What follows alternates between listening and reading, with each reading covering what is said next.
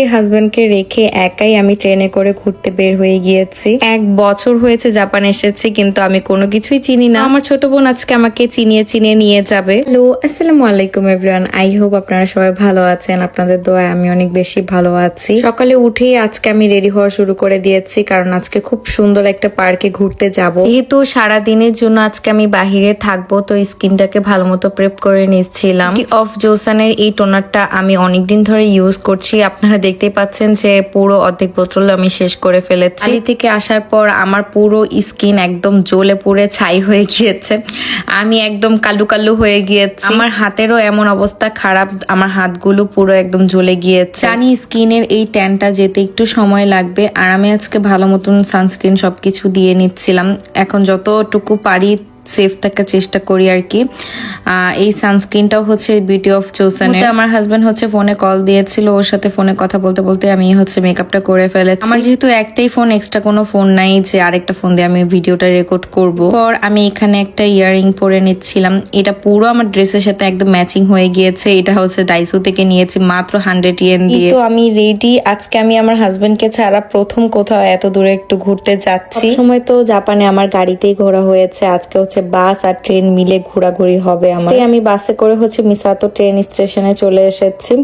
এখানে আমার একটা কিউটি ছোট বোন আসবে, ওর সাথেই হচ্ছে আজকে আমি ঘুরতে যাচ্ছি।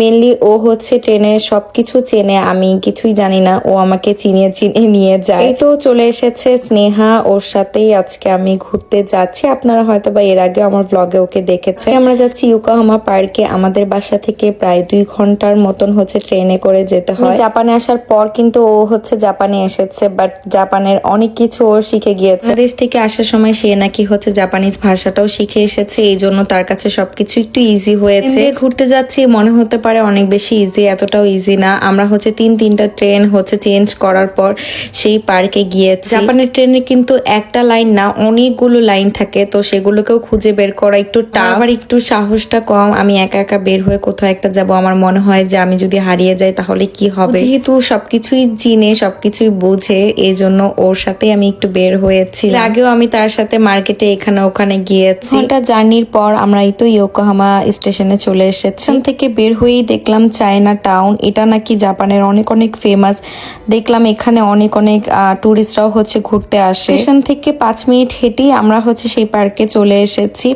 এই হচ্ছে সেই পার্ক, যে পার্কে আসার জন্য এত দূর থেকে আমরা এসেছি। পার্কে আসার একটা মাত্রই কারণ হচ্ছে এখানে খুব সুন্দর সুন্দর হচ্ছে গোলাপ ফুল ফুটেছে। পুরো পার্ক জুড়ে একদম নানান রকমের গোলাপ ফুল, দেখতে এত সুন্দর লাগছিল। থেকে মজার ব্যাপার কি জানেন, জাপানের কোনো ফুলের মধ্যে কোনো সুগন্ধি নেই। এই পার্কের কিছু কিছু গোলাপ থেকে এত সুন্দর স্মেল আসছিল, পুরো পার্কটা একদম স্মেল দিয়ে ভর্তি হয়েছিল। মানুষরাও দেখছিলাম যে এই ফুল থেকে ঘ্রাণ নেওয়ার চেষ্টা করছে। এমন সময় ঘুরতে এসেছি, এটা হচ্ছে একদম শেষ সময় ছিল, তো কিছু কিছু গোলাপ ফুল হচ্ছে নষ্ট হয়ে গিয়েছে। কিছু কিছু গোলাপ ফুল কি সুন্দর ফুটে আছে। কখনো পার্পল কালার গোলাপ ফুল দেখেছেন? দেখেন দেখতে কি সুন্দর লাগছে, মনে হচ্ছে একদম প্লাস্টিকের, কিন্তু আসলে এগুলো সবগুলো রিয়েল। পরে দেখলাম আমি হচ্ছে লিপস্টিক খেয়ে ফেলেছি, তারপর ভাবলাম একটু লিপস্টিক লাগিয়ে নিই। আর অনেকেই হচ্ছে আমাদের এই ড্রেসগুলোর কথা জিজ্ঞেস করেছেন। এই ড্রেস দুটোই হচ্ছে আমি বালি থেকে এনেছি, এটা ওকে আমি গিফট করেছিলাম।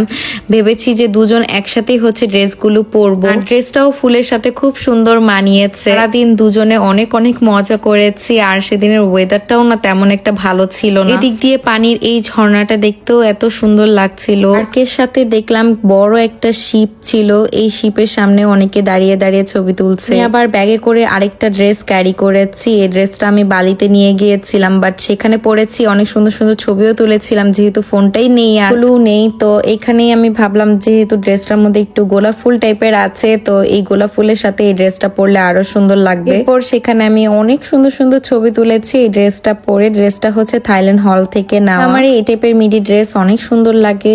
যারা যারা নিতে চান আমার ভিডিওর ক্যাপশনে পেজটা মেনশন থাকবে। ওর দেখলাম যে একটা প্রিন্সেস গোলাপ বাগানের ভিতরে ঢুকে গিয়েছে, একদম পুরো প্রিন্সেসের মতন লাগছিল। মেনলি তারা এখানে ওয়েডিং শুট করার জন্য এসেছে। জাপানিজরা তো এইভাবেই হয়তো বা তারা ওয়েডিং শুট গুলো করে থাকে। অনেক মজা করেছে, অনেক সুন্দর একটা সময় কাটিয়েছে। এই তো ব্যাগপত্র সবকিছু গুছিয়ে নিচ্ছিলাম। এখন হচ্ছে আমাদের চলে যাওয়ার পালা। ভাবলাম চলে যাওয়ার আগে একটু চায়না টাউনটাও ঘুরে যাই, কবে না কবে আবার ইয়োকোহামা আসি। আসি এখানে। তারপরে একটা ম্যাঙ্গো আইসক্রিম নিয়েছিলাম, এটা হচ্ছে স্নেহা নিয়েছিল, ওর বেশ ভালো লেগেছে, দুজনে মিলে এটা শেষ করেছি। আমি নিয়েছিলাম ম্যাঙ্গো বাবল টি, এটাও ভালো লেগেছিল। তো খাওয়া দাওয়া শেষ করে আবার সেই ট্রেনে করে আমরা বাসার দিকে চলে যাই। আজকের ব্লগটি এখানে শেষ করছি। ভালো থাকবেন, সুস্থ থাকবেন, আল্লাহ হাফেজ। অবশ্যই আমার পেজে লাইক অ্যান্ড ফলো করতে কিন্তু ভুলবেন না।